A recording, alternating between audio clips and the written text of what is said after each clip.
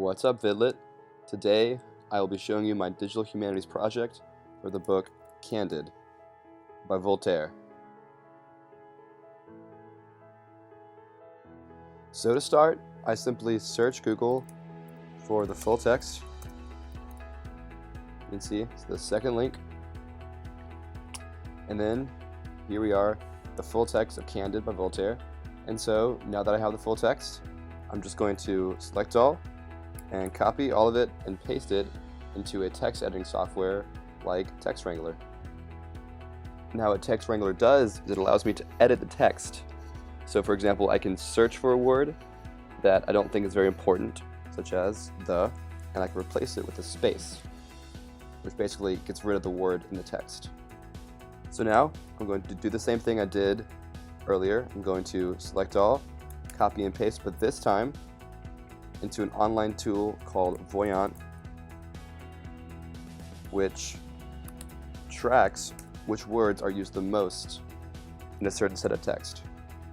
And the great thing about Voyant is that it gives you all these tools that help you better analyze the text and the words in them. For example, this right here is the word cloud, which gives you a visual representation of which words are used the most in the text. So, after editing the text by taking out all of the main character names, we have a word cloud that looks something like this. As you can see, there is no one word that really stands out. Instead, we have just a bunch of words that are used about the same amount. And that's okay, because in order to analyze this text, I'm actually going to use the word frequency graph over here to find the relationships between words and the relationships between when the words are used and the plot and meaning of the story. So, let's get started. To begin, it's important to know that Voltaire is the father of satire, which is defined by Google as the use of humor, irony, exaggeration, or ridicule to expose and criticize people's stupidity or vices, particularly in the context of contemporary politics and their topical issues.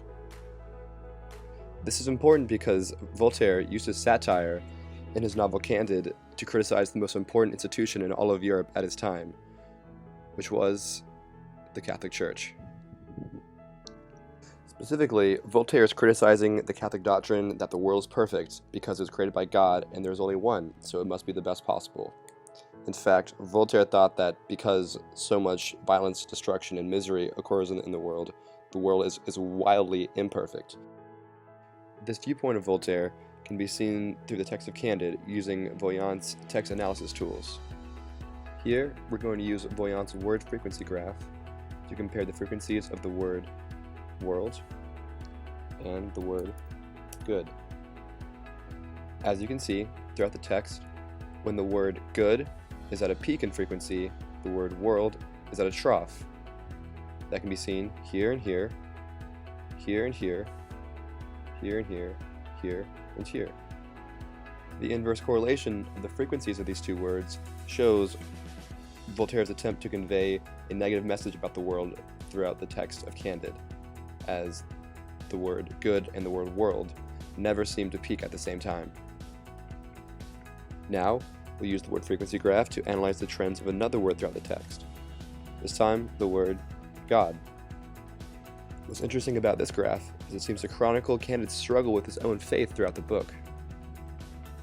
Here, at the beginning of the novel, Candide starts out a fairly unsure believer. He's mentored by his teacher, Dr. Pangloss, on the very same doctrines that Voltaire attempts to disprove throughout the book. Later, around the middle of the novel, Candide is reunited with his beloved Dr. Pangloss, who he had presumed dead for a year. Believing that it was God who reunited him with his mentor, Candide's faith in God is skyrocketed. This has a direct correlation with a spike in the frequency of the word God in the text, seen here. However, Candide's luck then turns sour, and after a series of very, very unfortunate events, he is slowly brought down to here. At this point in the novel, Candide has lost almost all faith in God, which directly correlates with the absence of usage of the word God in the text.